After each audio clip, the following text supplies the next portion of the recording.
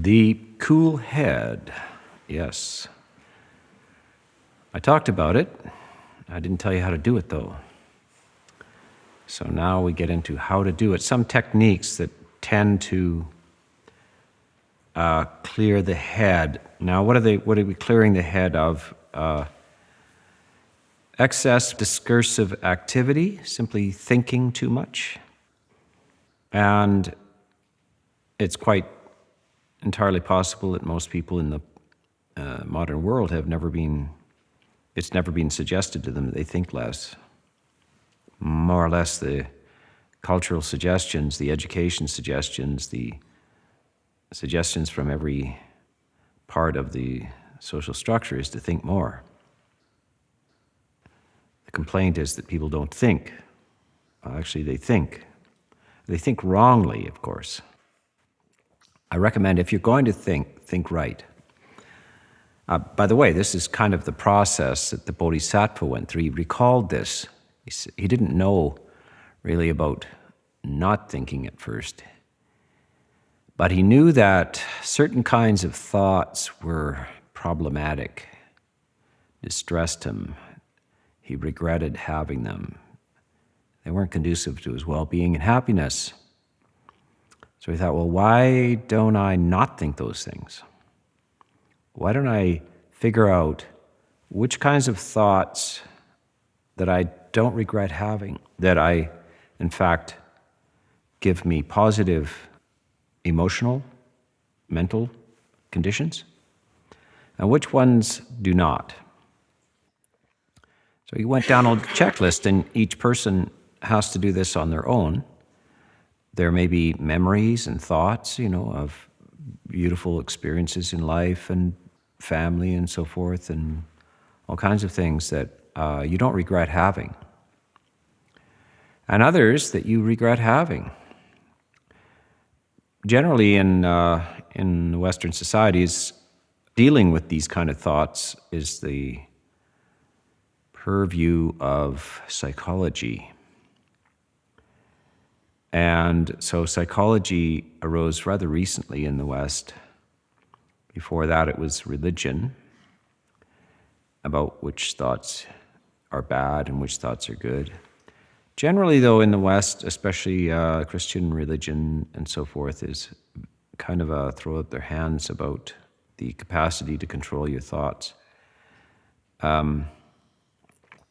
Psychology also took off after that as well, and more or less adapted an approach where you explored your thoughts, you explored the stories, you went into them with another person and tried to work out the meanings and the relationship of all these thoughts. It was the idea that you just simply stop thinking those things is not common, but that is what the Buddha is suggesting.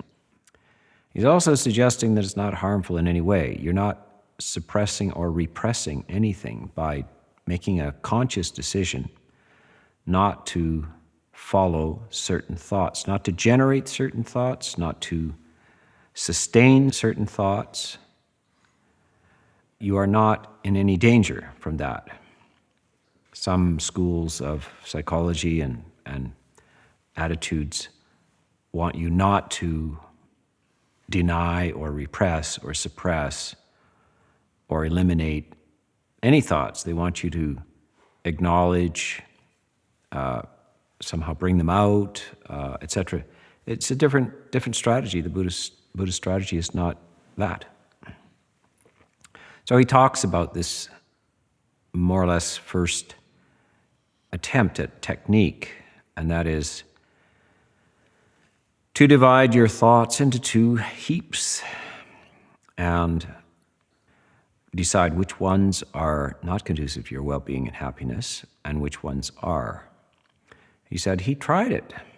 He did it. Turns out it worked. It was great. Yeah, it's cut to the chase. It's not entering the maze. It's cutting to the chase. It's kind of drawing a straight line from A to B. B is in the center of the maze, A is outside the maze, but you don't go down the channels of the maze. You just draw a straight line with a ruler and a pencil from A to B. Cut to the chase. This is also more or less the meaning of the famous story of the Gordian knot. If you remember, it is apparently Alexander the Great is journeying his way through Asia, and he comes across a village with a famous cave in which a knot is hanging from the ceiling of the cave. Now, you may have heard of the Gordian knot. Apparently it was like 10 feet long, a tangled mess of ropes, strings. And the challenge was that nobody had ever succeeded in undoing it. It's such a tangle. But they accepted the idea that you needed to untangle it. Alexander the Great just took out his sword and cut it in half. That was it, done. So he cut to the chase. And wisdom is often represented as a sword. It cuts through things. It cuts through the tangles. Instead of unknotting all of these things, laborious and maybe infinite, sometimes you just have to cut. And wisdom is that sharp sword. It sees what kind of thoughts are conducive to your well-being and happiness and which are not. And the next thing is you just have to stay alert enough because they're firing off all the time. It's a very daunting task to sort this out, but if you don't even have the beginning of this idea that you should do that or that you can do that, it will certainly be a process that will never end in your life. It will just go on. The analysis never ends, the untangling of knots, the watching, the etc. of this doesn't end. So this is the urging of the Buddha. It says this is a very effective thing and you should do it. You'll see some indications of this in the Dhammapada, the most lovely text. It's more or less a collection of little sayings by the Buddha. It's collected by the monks. It's an anthology of sayings, something like, I forget, 423 verses. Any of you monks remember the number? 423, is it? Anyway, it begins with the first chapter is really, the suitable title is Choices. And it just goes through a series of two scenarios, one negative, one positive. The opening stanza is remarkable in that, and I was exposed to this, I think in 1981 or 82. I was actually at a Zen monastery and listening to much, it was the Zen kind of things, doing the Zen meditation thing, listening to various things like the Heart Sutra, and one day they decided to pass around as a way of sustaining some sort of education and reflection in the monastery. They passed around a copy of the Dhammapada, and we each took turns reading these verses, and that was the first time I came across I was very uneducated about the Theravada, the Pali Canon, etc.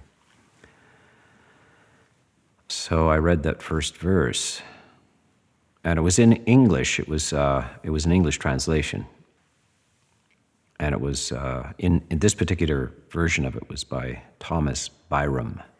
It's not a very accurate or literal translation, but it had a profound effect on me. Just that one, just reading that, just made a huge difference. It was a real moment. You are what you think. All that you are arises with your thoughts. With your thoughts, you make the world. Speak or act with a impure mind, and suffering will follow you as the cartwheel follows the foot of the ox. You are what you think. All you are arises with your thoughts. With your thoughts you make the world. Speak or act with a pure mind, and happiness will follow you as your shadow, unshakable. And I just saw that, and what it told me was, you got a choice here. This is the Buddha speaking, the historical Buddha saying, this is everything, the choices that you make with that mind.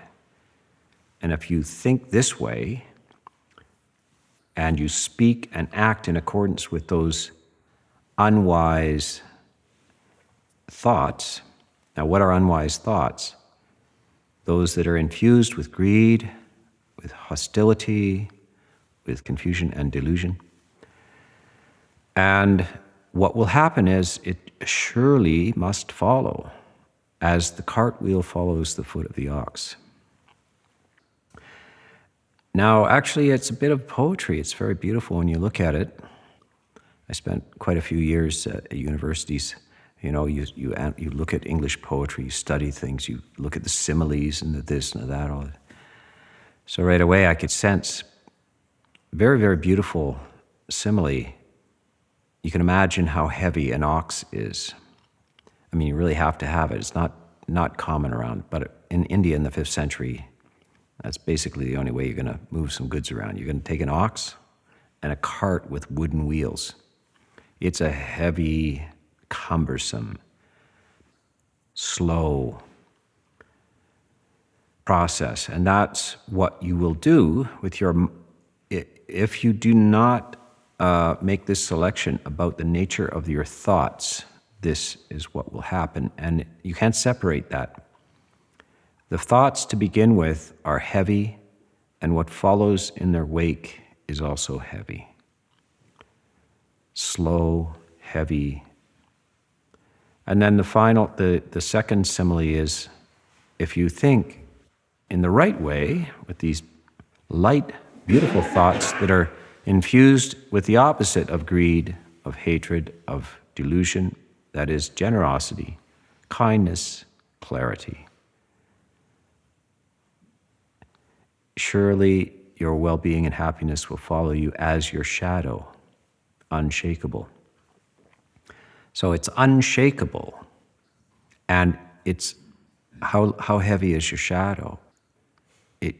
It's incredibly a beautiful piece of poetry, a philosophy, poetry, meaningful.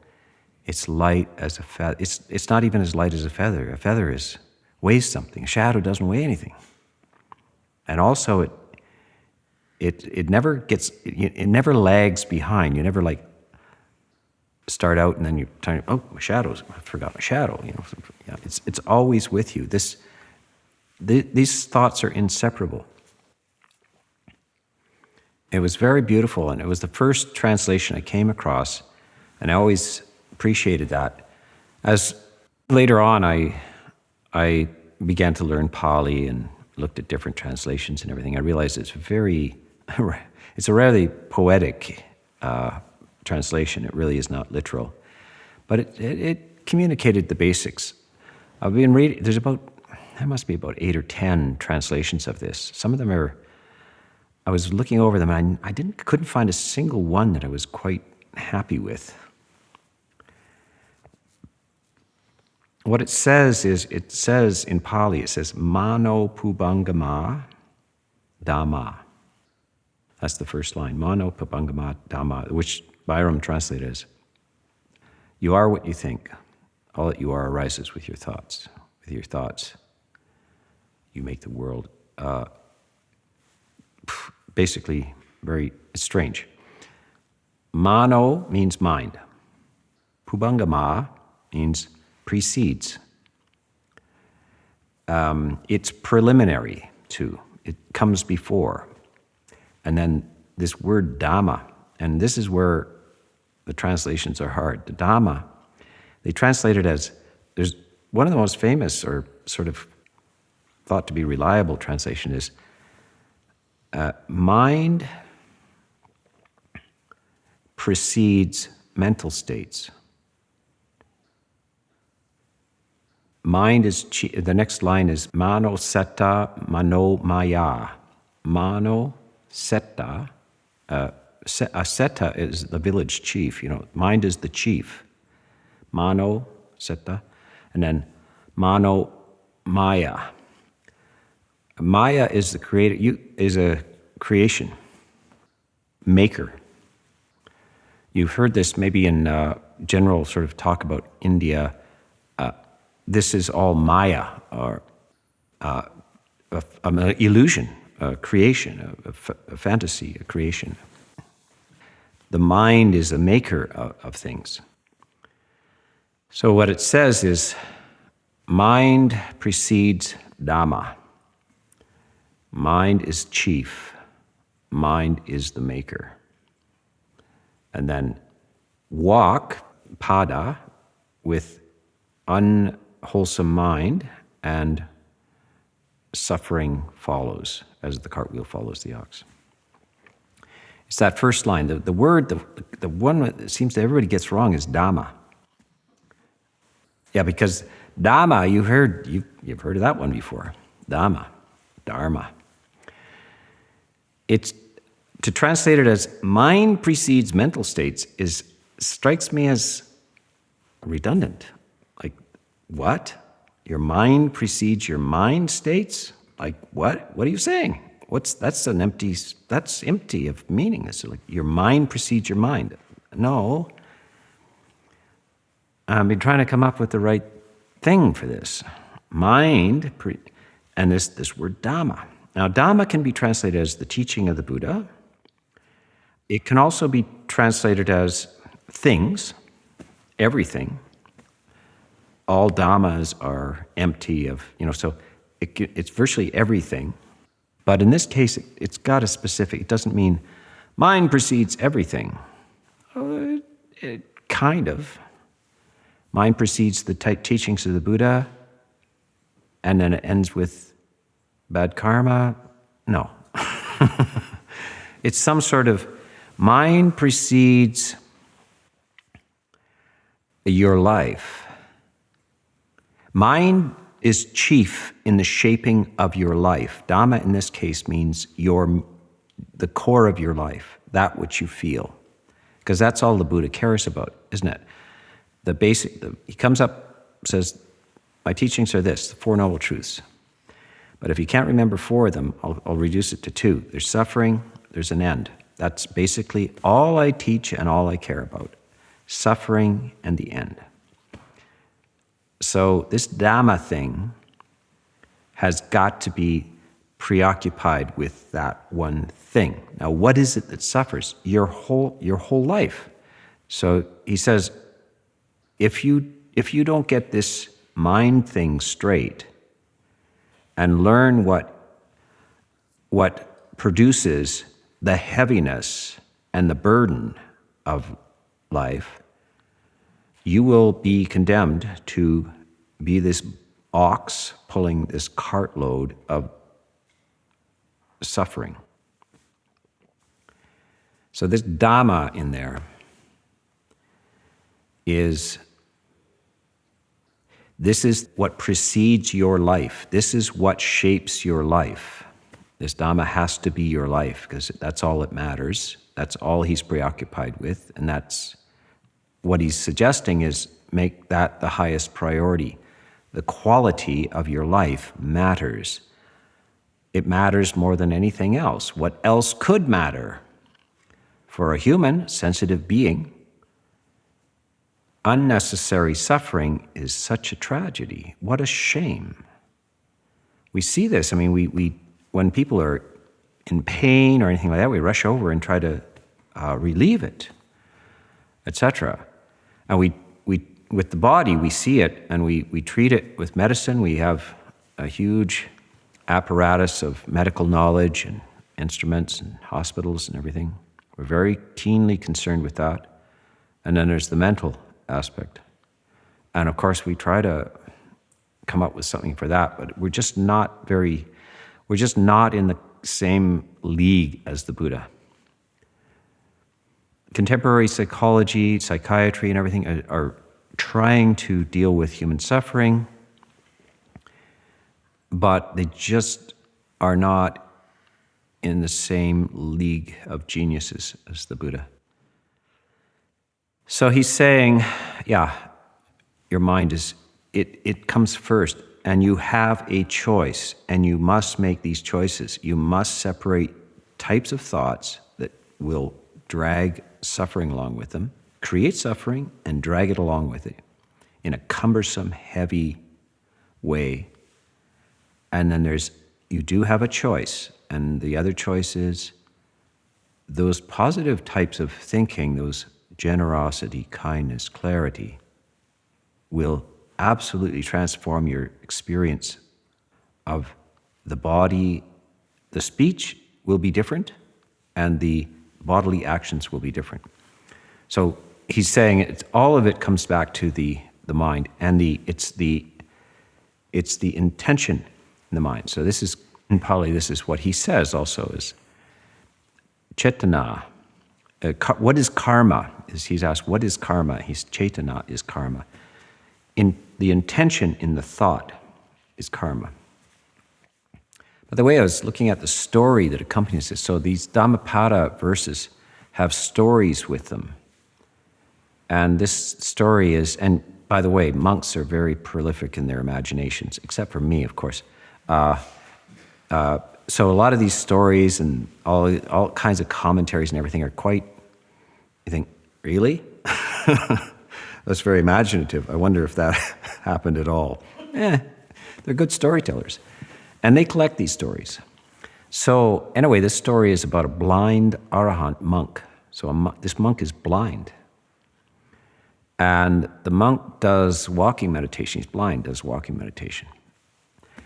And when he does walking meditation, he steps on insects because he can't see them. And then his walking path is covered with all these dead insects. And the monks, some other monks in the day, they come across this and say, this guy, he's supposed to be an arahant, and he's killing all these insects. He's not an arahant, he's faking it or something. Like, this is bad. They go to the Buddha and talk. That blind arahant, he stepped on all those insects. And there are such monks.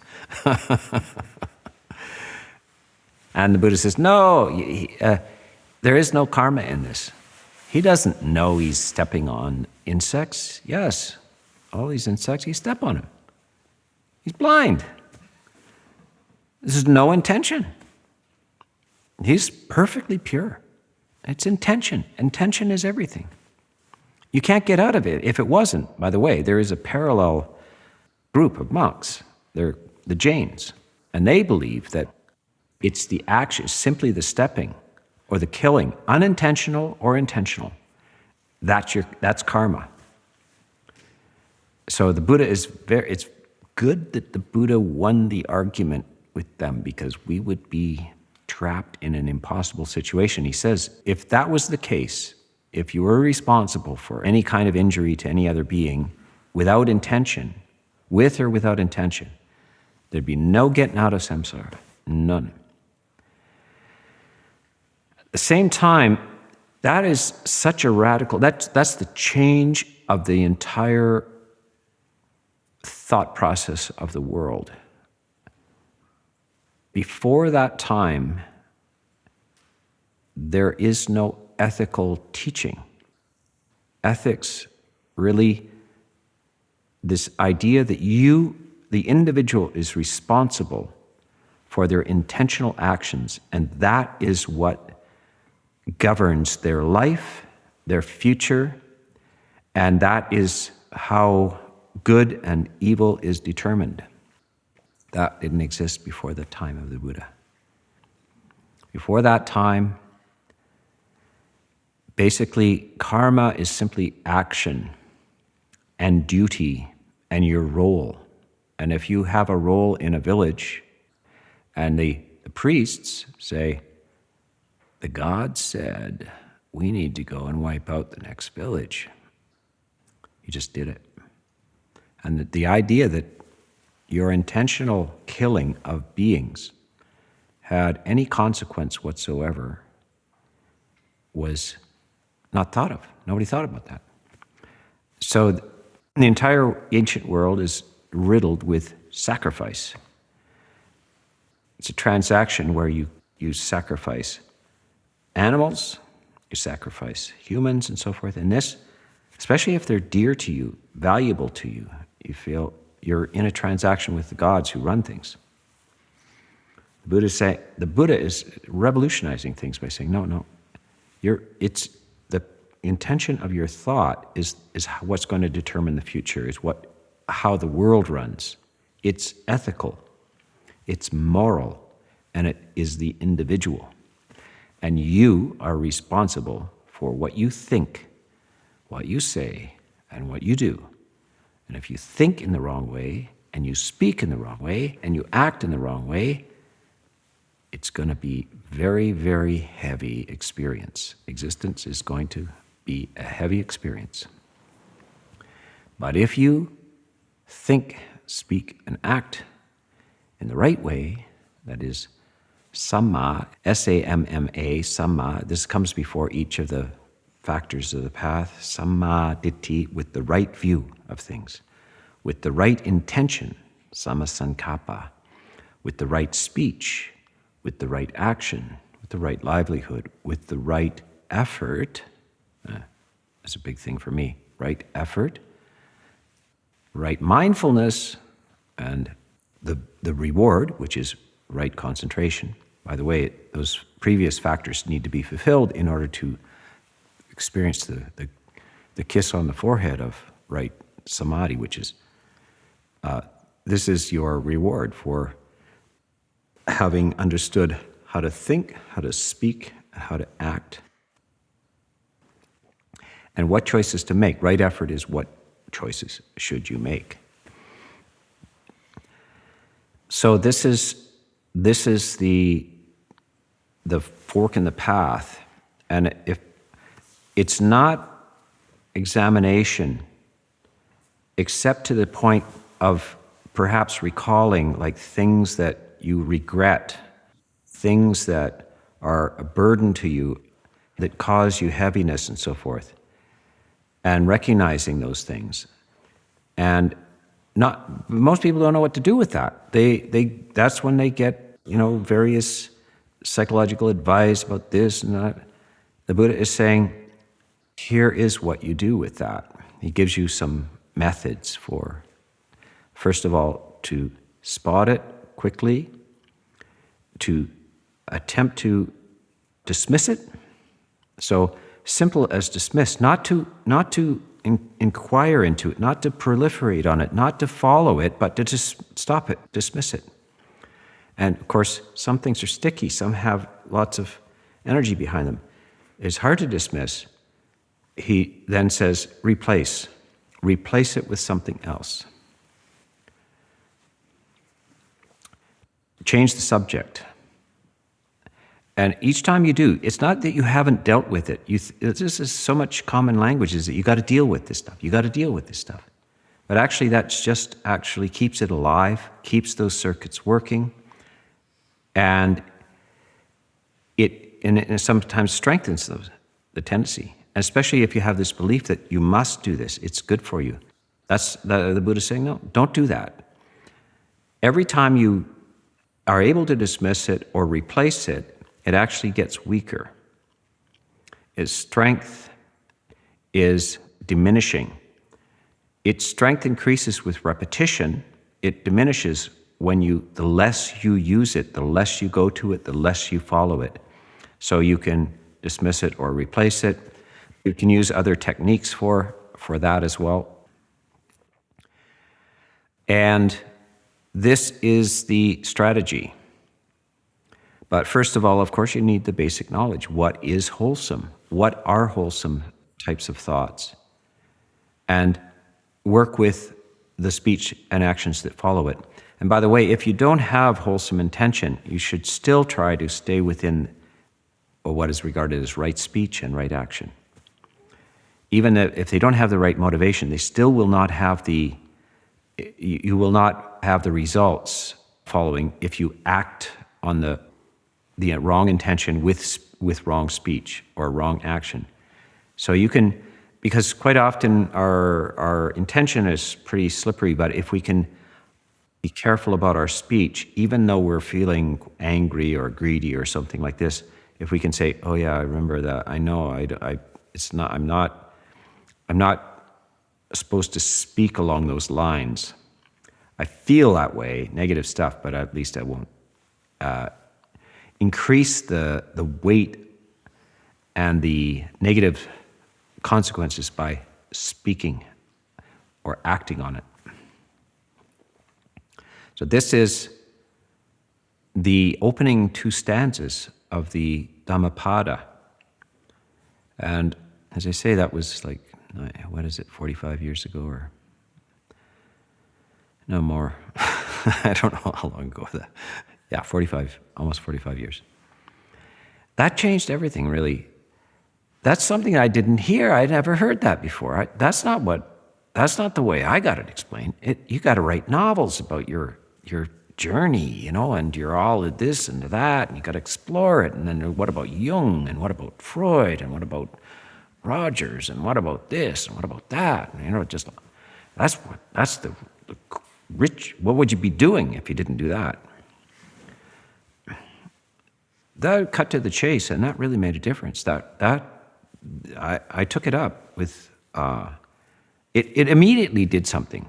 It said, you have control of your life by making decisions, and this is what you should do.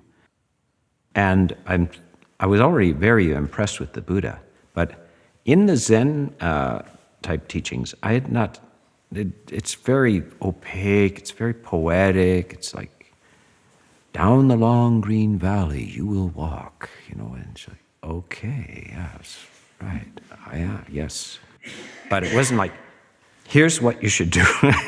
Like, let's get specific. This is the Buddha. Suddenly, I'm reading the Pali Canon, at least English translations of it, and the Buddha seems, this is like Socrates. This guy's a philosopher. This guy's lucid. He's clear. He's explicit. This is not dreamy poetry. It is explicit, carefully shaped with beautiful similes to explain this. Very motivating, very clear, and something you could concretely do. So this is the nature of how you get towards your cool head. So we'll leave it for tonight.